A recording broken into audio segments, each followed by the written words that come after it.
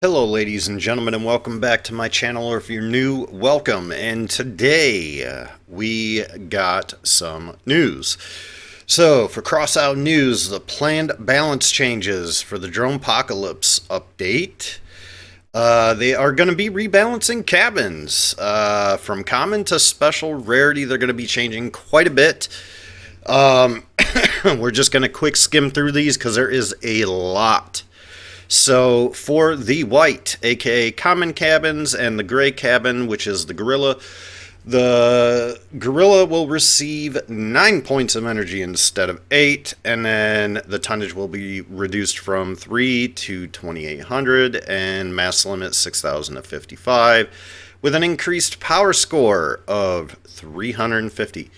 And the Duster cabin, the durability will be increased to 200, mass reduced to 250, tonnage up to 2,200, and PS up to 450 instead of 350.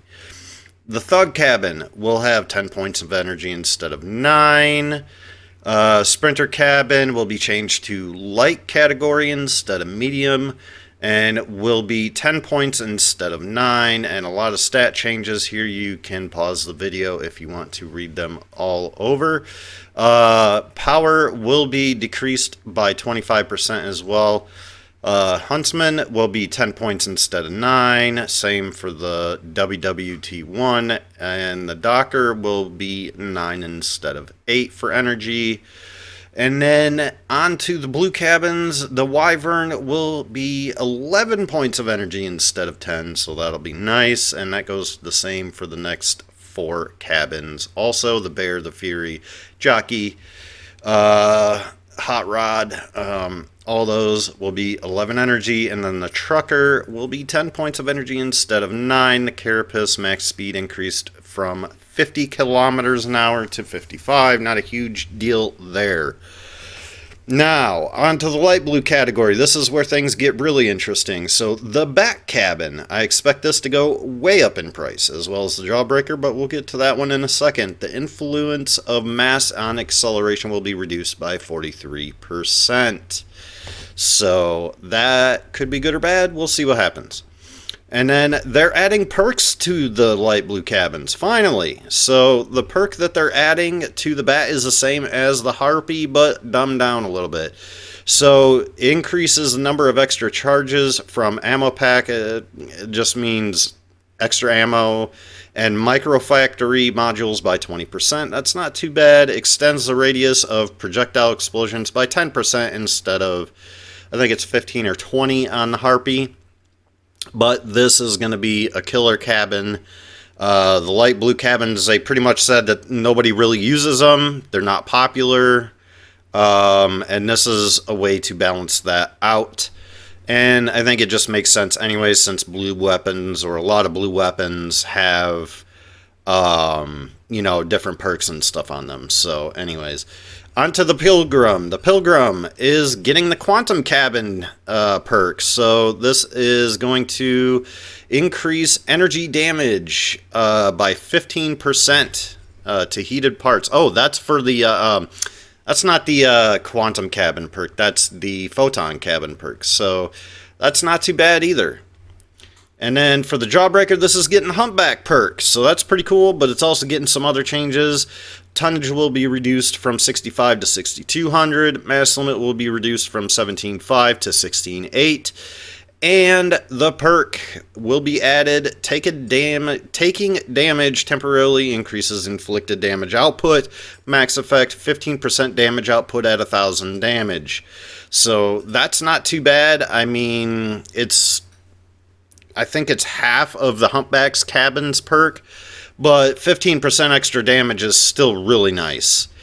So the Carjack is also getting a change. Part will no longer drain energy, so you can put it on without having to worry about an energy cost. Power score reduced from 85 to 65, so it'll help a little bit for lower power score builds.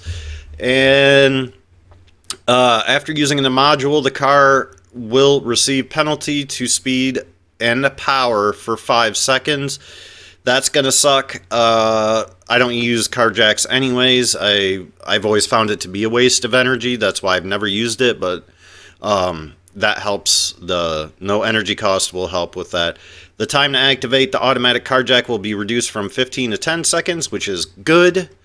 And then the Avengers are getting a nerf. So the firearm damage will be reduced by 9%. Not a huge nerf, but it's something. Because a lot of people, you're going to see a lot of people using triple Avenger builds on hovers. So, you know, that's a thing now. I mean, it has been for a while, but it's become very popular recently. And then mass will be increased from 370 to 468. And ammo will be reduced from 35 to 20, which is significant. And then the ampere generator and the gas gen are both getting durability increases, nearly double on, actually it is double on the gas gen, so from 36 to 72, and then up to 45 on the ampere, which isn't, you know, 15 extra durability isn't really anything. And then another exciting thing, we are getting an update to the ML200 spider legs.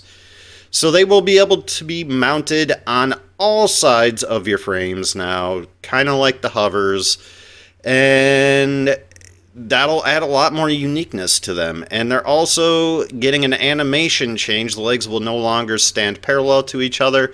Their placement will resemble the legs of a spider.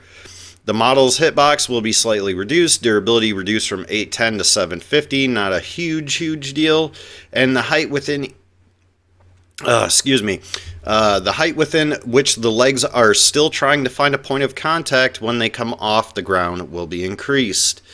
So that'll be interesting. I know this is something a lot of people have been wanting to see, so we'll see what kind of builds come up when this update drops. Then there's going to be a change to the big rooms too. So power penalty reduced from 25 to 20%, which is good. That's a buff. Icarus, so the hovers are getting nerfed yet again. They are getting slapped with a power score increase on both the 4s and the 7s. The 4s are going from 220 up to 350, and the 7s are going from 220 to 300. So for all you hover users out there, you're going to have to redo your build if you don't want to be a super high power score. Keep that in mind.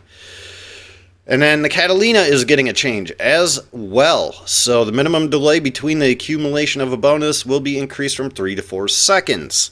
So that means it's going to take longer to get your bonus. The amount of damage required to accumulate the bonus when using a weapon of common rarity, so white, will be increased by 12%.